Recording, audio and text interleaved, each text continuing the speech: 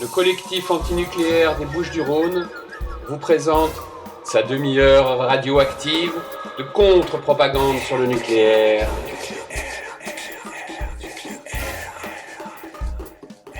Bienvenue sur Radio Galère dans la demi-heure radioactive, émission animée en direct par le collectif antinucléaire des Bouches-du-Rhône, les 2e et 4e mardis du mois à 14h et dorénavant en rediffusion tous les jeudis de 12h à 13h30.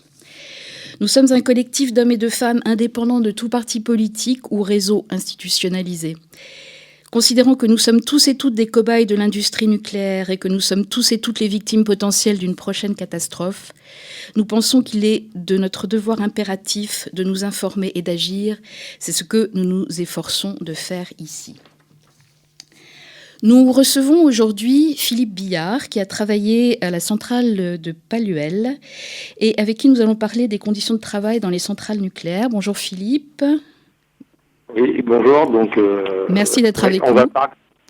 Oui, c'est moi qui vous remercie de nous donner l'antenne pour pouvoir expliquer aux gens qui écoutent ce que l'on vit, nous, dans les centrales, en tant que salarié de la sous-traitance du nucléaire.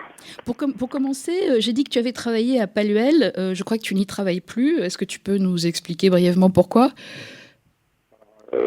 Brièvement, c'est jamais facile parce que l'histoire est quand même longue et donc en fait moi je travaillais en centrale, j'ai commencé à travailler en centrale en 1985.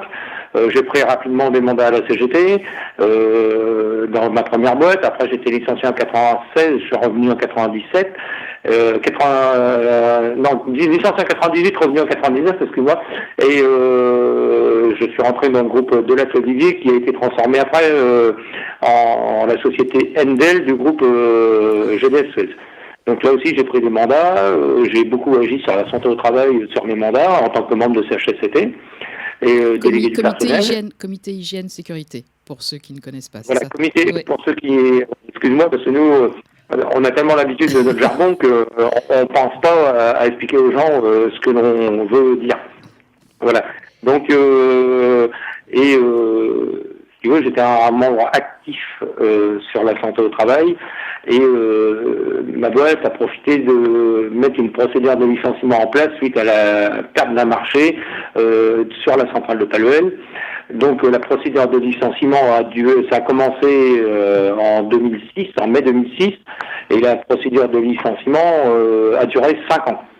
Donc j'ai été privé de travail par ma société pendant 30 mois. Pour une raison simple, j'avais en moyenne 700 € de prime par jour, que j'ai perdu en étant à la maison, en me mettant en disposition à la maison, je perdais 700 € par jour, donc je laisse les auditeurs faire le calcul, et c'est avec ça qu'ils ont essayé de me faire rompre. Donc je n'ai pas rompu, j'ai maintenu le cap, je le maintiens toujours aujourd'hui parce que les troubles que j'ai pu faire sont encore présents.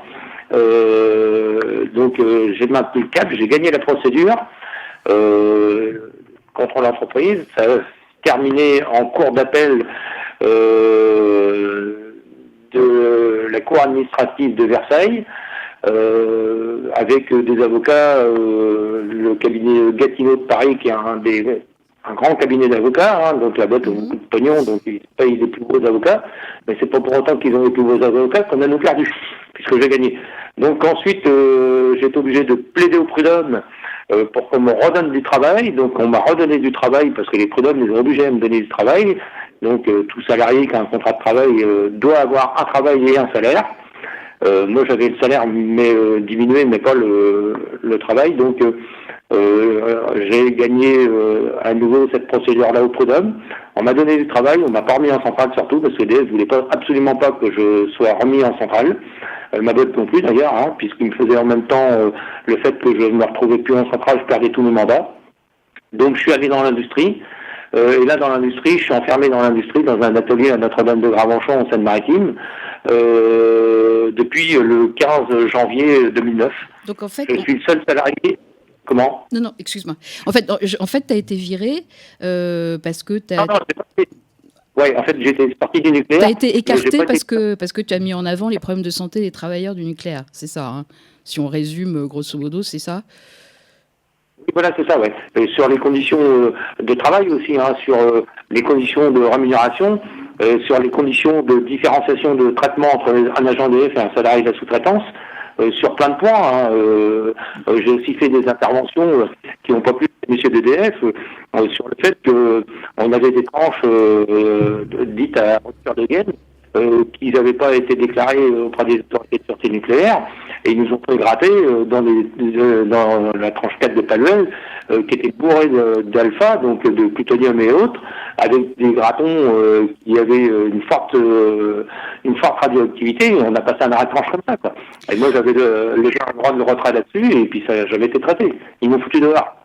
Alors, attends, parce que on va, comme les auditeurs, ils sont pas, tu vois, au fait de ce qui se passe enfin, dans les centrales, hein, c'est quand même un travail assez particulier. Est-ce que tu pourrais nous expliquer comment s'organise le travail en centrale? Est-ce que, par exemple, il y a un partage de tâches entre des permanents d'EDF, les sous-traitants, et puis il y a des gens qu'on appelle les nomades du nucléaire. Est-ce que tu peux un peu nous expliquer comment ça fonctionne, tout ça? Ouais, voilà. Donc, sur une centrale nucléaire, on a les permanents d'EDF. On a aussi des permanents, sous-traitants. Et on a les nomades qui, eux, sont des salariés qui sont appelés à faire les arrêts de tranche sur tous les sites de France. Hein. Donc un arrêt de tranche, c'est quand on arrête les réacteurs pour maintenance, hein, c'est ça? Voilà, pour la maintenance, pour changer le combustible. D'accord, ok. Donc, un tiers du combustible est changé à chaque arrêt de tranche. Donc, les agents EDF, eux, sont là, pour nous commander, nous surveiller, parce que maintenant, ils sont plutôt destinés à faire la surveillance. C'est des anciens salariés qui faisaient le boulot qu'on fait nous maintenant. Alors qu'on EDF dit qu'ils n'ont pas les compétences en interne pour faire le travail, ce sont des purs menteurs. Puisque les compétences, ils les ont simplement mis, ils ont transformé nos copains d'EDF en gendarmes. Parce que les gars passent sur les chantiers pour contrôler si le travail est bien fait. C'est surtout pour mettre des croix dans des cases, pour pouvoir mettre des pénalités aux entreprises, parce qu'une pénalité, c'est de l'argent en moins sur le marché. Donc, c'est leur rôle. Donc, autant dire qu'ils ont, eux aussi, ils sont dans une position, ils sont en souffrance aussi, on va dire. Donc, ça veut dire qu'il y a des gens, il y a des tâches qui sont plus dangereuses les unes que les autres, hein, par exemple. Tu vas nous expliquer. Je pense qu'il y a des choses qui sont plus dangereuses. Et alors, les choses les plus dangereuses, on les confie aux sous-traitants c'est ça? Voilà. Donc tout ce qui tout ce qui va être travaux sous rayonnement ionisant, plus de 80% est sous-traité aux salariés de la sous-traitance, et pour les agents d'EDF qui seraient exposés, les 20% qui resteraient, plus des 20% qui resteraient, c'est des agents d'EDF qui, eux, vont être exposés au rayonnement ionisant, mais c'est rien par rapport à nous, quoi. C'est peanuts, quoi. Nous, on prend de fortes doses pour des activités comme la pose de tape, la robinetterie, le montage d'échafaudage, le décalorefugage, la décontamination, voilà, donc toutes ces doses nous sont réservées, quoi. D'accord. Alors ça, c'est ce que j'ai lu ça quelque part. On appelle ça la gestion de l'emploi par la dose. Tu peux nous expliquer ce que c'est, ça?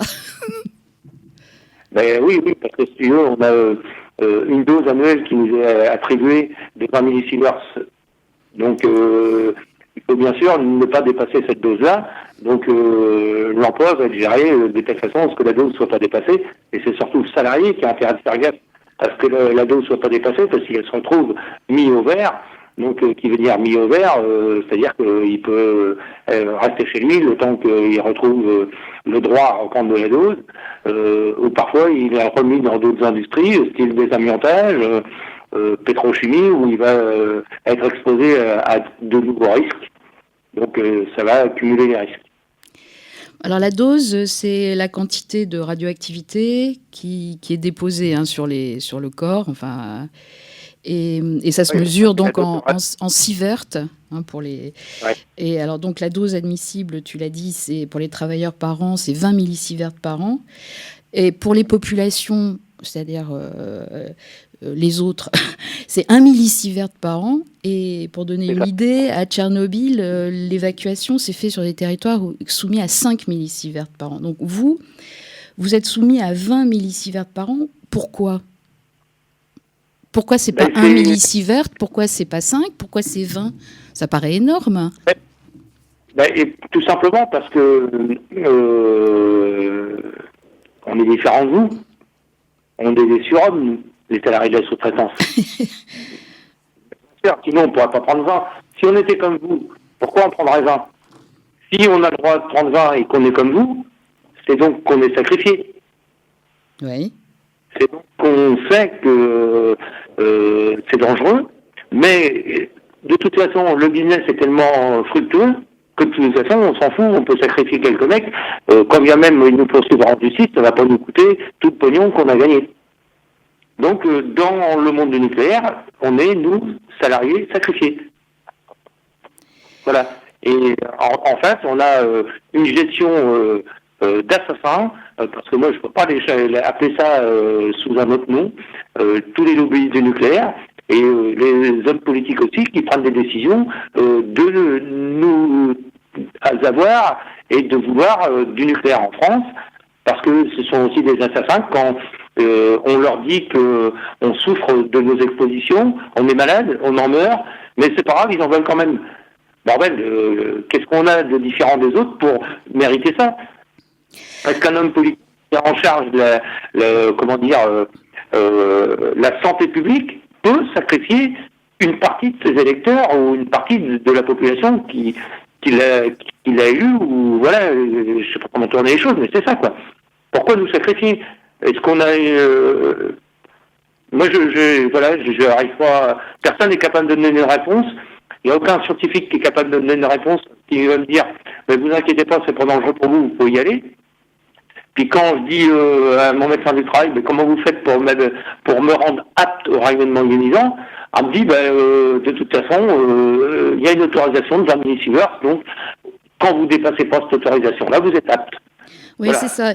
Il y a un certificat médical alors c'est bien alambiqué comme formule. C'est non inaptitude à l'exposition au rayonnement ionisant. Donc il y a un médecin qui décide que toi tu es apte à prendre des doses, quoi. Voilà, c'est ça. Et alors comment est-ce qu'ils peuvent définir si tu es résistant au rayonnement ou pas par rapport à ton voisin ? Il n'y a rien qui peut leur permettre scientifiquement, il n'y a rien qui peut leur permettre de nous rendre aptes aux travaux sur le rayonnement ionisant. Mais il y a une législation qui dit que à 20 millisieverts, l'État français autorise 20 millisieverts par an pour les salariés de la sous-traitance. Voilà. L'État autorise une partie de sacrifier des salariés au travail.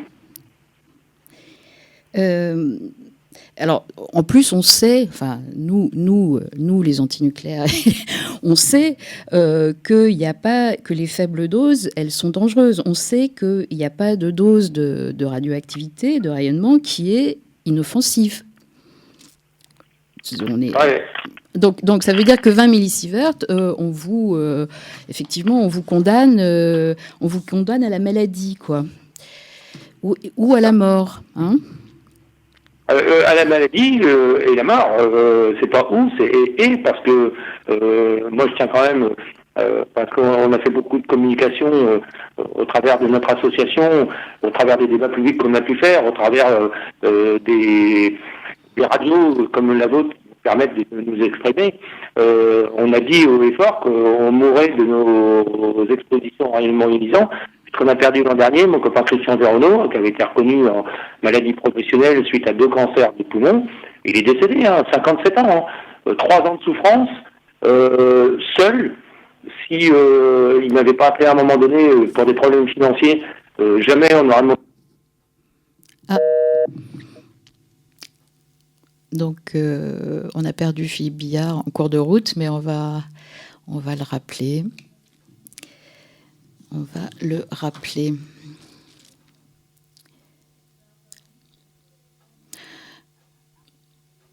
Alors, il faut savoir que cette dose de 20 millisieverts par an qui est appliquée aux travailleurs du nucléaire, c'est la dose c'est la mesure de dose qui est appliquée pour le moment dans les territoires contaminés à Fukushima. C'est-à-dire que des nourrissons sont soumis à des doses de 20 millisieverts par an dans les territoires autour de Fukushima. On a récupéré Philippe ? Oui, ça y est, je suis Super. Bon. Alors, donc, qui est-ce qui surveille vraiment les doses que vous prenez parce que vous êtes entouré de toutes sortes de choses, là, les comités hygiène-sécurité, les syndicats, la médecine du travail, qui a, je crois, une particularité à EDF, c'est que c'est un médecin interne à EDF. Nous, on n'a pas accès, ou très peu accès à ces médecins-là, puisqu'ils sont là pour le suivi médical de leurs salariés. Il y a quelques sites qui prennent un peu de sous-traitants, mais c'est pas la majorité. Alors, qui gère notre dose ? Le premier à gérer sa dose, c'est le salarié lui-même, quand il fait son suivi sur un carnet pour noter ses doses. Mais tout est recentré sur un programme informatique chez EDF, qui est le programme national de BINAT, et à l'IRSN. Philippe, on t'entend pas très bien. Est-ce que tu peux essayer de t'orienter un peu différemment ? C'est dommage de rater ce que tu dis. Et donc, le premier à pouvoir suivre sa dose, c'est le salarié lui-même, parce qu'il a à disposition un petit carnet pour noter ses doses journalières, et comme ça, il peut faire son bilan annuel. Mais c'est aussi recentralisé chez EDF, sur une base informatique de BINAT, et c'est suivi aussi par l'IRSN, par le développement du film. Alors l'IRSN, c'est l'Institut de radioprotection et sûreté nucléaire. Ouais, vas-y, pardon. Je tenais à dire que l'IRSN, c'est pas parce que tout ça s'est fait que tout ça fonctionne bien. Il y a aussi la dose qui n'est pas prise en compte dans tout ça. C'est la dose qui n'est pas lue par le FIC. Le FIC va lire la dose à une certaine valeur. En dessous de cette valeur-là, il ne nous dit pas. Les appareils que nous donne EDF, oui. Comment ? Alors attends, on a un problème là parce que vraiment on t'entend. Moi, je t'entends pas du tout. Ouais, mais j'ai le retour en plus. T'as le retour en plus. Ah oui. Ça, c'est quand tu vas me rappeler, ça a fait ça. On essaye de te rappeler. C'est un souci de télécom en réalité, qui coupe, donc on peut rien faire du tout contre ça. Et bon. Alors, on a des amis chez France Télécom qui nous... Peut-être des ennemis chez France Télécom, oui. Oui. Bon, on va essayer de continuer quand même. Oui. Donc on en était à la surveillance qui surveille. Donc tu disais en fait que c'était le travailleur lui-même qui se surveillait, puisqu'il a. Alors vous portez des compteurs. Je vais essayer de parler un peu plus que toi, désolé, parce que donc vous portez des compteurs qui sont censés donc mesurer les doses que vous prenez quand vous allez faire des interventions. Et alors mais alors moi j'ai entendu des histoires de compteurs qu'on bidouille ou de compteurs qu'on oublie ou de compteurs qu'on ne porte pas pour justement conserver son quota de doses annuelles pour continuer à trouver du boulot. Ça existe ça ? Oui, ça a existé. Moi j'ai géré des contrats CDIC, un contrat de durée de chantier où les gars ils avaient un contrat en fonction de la dose qu'ils prenaient. Aujourd'hui, ces contrats-là existent moins, mais ce qui aujourd'hui, c'est qu'on a des permis de travail radiologiques et c'est la dose qui nous a appliqué à marcher un boulot dans la centrale et on ne doit pas dépasser cette dose de 20%. Donc, sachant que de toute façon en centrale, on a un travail qui nous est prescrit et c'est pas le travail qui est à réviser. Quand on veut réaliser le travail, réellement, on dépasse la dose, donc il se peut, et je pense, et on me l'a déjà dit, malheureusement c'est plus dans le nucléaire pour le constater, mais à l'heure d'aujourd'hui, on a des salariés qui sont en dépassement de dose, mais qui ne sont pas inscrits sur les placimos et les appareils que EDF met à disposition et l'entreprise, parce qu'ils les déposent dans un coin où ça crache pas trop, et ils vont finir le boulot sans. Alors, toi, tu disais sur ton site, je crois, où tu disais nous ne pouvons pas accepter qu'un salarié meure au nom de l'emploi. Oui. Parce que c'est ça qui se passe en fait, c'est que les gars, alors je dis les gars parce qu'il y a très peu de femmes qui travaillent en centrale. Non, c'est pas du tout vrai maintenant, puisque comme ils recherchent quand même de réduire les coûts, parce qu'on sait tous en France qu'un salarié coûte cher, hein, et on sait tous en France que tout est fait pour que le salarié ne coûte pas mais rapporte. Donc, comme une femme est payée moins cher, une femme dans le nucléaire va ramener plus qu'un homme. Donc, on voit de plus en plus de femmes arriver. Alors, bien sûr, ce sont des femmes précaires. Faut pas croire que on va chercher des femmes qui sont... c'est un peu comme dans tous les boulots où on équilibre des femmes d'un coup. C'est des femmes précaires qui sont plus faciles à faire plier. Donc, quand je dis précaire, femmes divorcées avec des enfants en charge. D'accord, donc c'est le double effet, là. Hein Oui, c'est cool pour les filles, ouais. Bon, est-ce que donc est-ce que ces cancers, ces pathologies, elles sont facilement reconnues comme maladies professionnelles, ou est-ce qu'il faut se battre pour cette reconnaissance, comme les gens qui ont été irradiés pendant les essais nucléaires, ou comme les malades de la thyroïde dus au rejet de Tchernobyl, ou comme les gens qui ont des leucémies autour de la Hague. Les scientifiques expliquent à la solde du lobby nucléaire, qu'il n'y a pas de cause à effet. Alors, est-ce que pour vous, c'est facile? J'imagine que non, mais est-ce que c'est facile de reconnaître ces cancers, ces pathologies comme maladies professionnelles? Non, rien n'est facile, parce qu'il faut démontrer à la CPM qu'on a été exposé dans des centrales, leur expliquer notre boulot, ressortir notre historique de dose, et puis là, il faut que le cancer qu'on veut faire reconnaître, il soit dans le tableau des maladies professionnelles, le tableau 6, c'est-à-dire sarcomoseux, cataracte, cancer des poumons et la leucémie. Si vous avez un cancer de la vessie, vous n'êtes pas dedans. Pour autant, on a plein de gars qui ont des cancers de la vessie ou des testicules, avec des ablations de testicules, pour pas mal de salariés de la sous-traitance du nucléaire, mais cela ne rentre pas dans le cadre de la maladie professionnelle. Cela sont rejetés. Donc cela, on est obligé de mener la lutte devant le TAF, le tribunal des affaires sociales, pour le faire obtenir en reconnaissance de maladies dues au travail. Donc on voit bien que le tableau est vachement restrictif, et on remercie quand même les salariés, les militaires qui ont été exposés dans les essais nucléaires, où eux, ils ont fait reconnaître jusqu'à 18 cancers dus à leurs expositions des essais. Donc, il faut que maintenant que ces 18 cancers-là s'appliquent aux salariés de la sous-traitance, aux salariés exposés aux rayonnements ionisants. Et en plus de ça, il faut qu'on continue d'instruire les dossiers pour les maladies qui sont aujourd'hui des maladies radio-induites, que l'on sait qu'elles sont des maladies radio-induites, mais parfois, ils ne rentrent dans rien du tout, quoi, je veux dire. Et qui parfois sont aussi des causes inconnues pour les médecins qui suivent les salariés. Et puis ce que nous on souhaiterait, c'est que les médecins traitants ou les chirurgiens s'intéressent à la cause qui a pu amener le cancer, c'est-à-dire qui s'intéressent à ce que fait le salarié dans le monde du travail. Parce que je le redis, si Christian vient pas me voir pour un problème d'argent, lui, à ce qu'on lui a dit dans les centrales et les formations qu'on nous fait passer, on oublie bien qu'on sera jamais malade.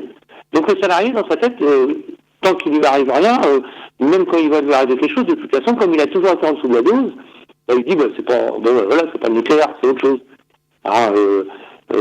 Donc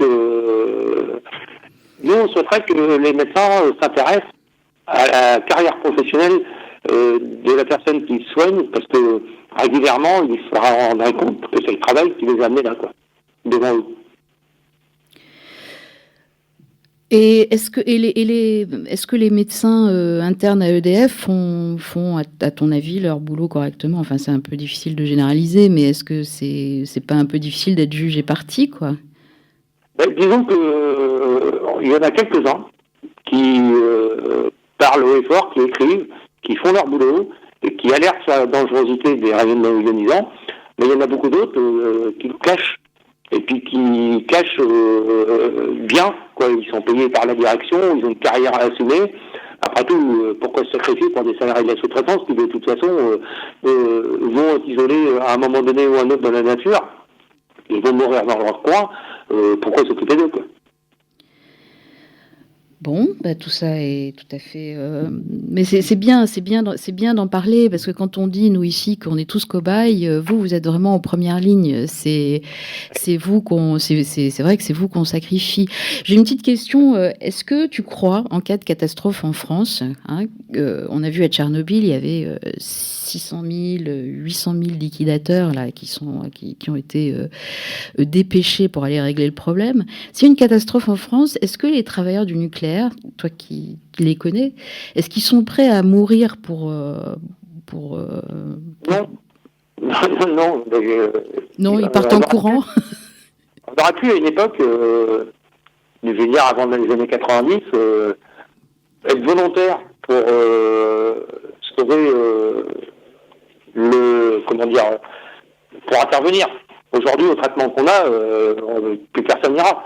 Par contre, j'avère quand même qu'on sera dans l'obligation d'y aller.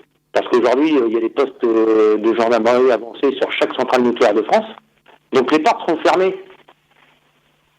On vous enfermera à l'intérieur pour que vous y alliez. Bien sûr. Il faut quand même savoir qu'à la centrale de Palluel et sur d'autres centrales, à la centrale de Palluel, à l'entrée de la centrale de Palluel, vous avez une première barrière à passer. Ensuite, vous avez un premier lot de badgers à passer. Il y en a un deuxième lot de badgers à passer. Et après, il y a une grille anti-émeute dans un couloir.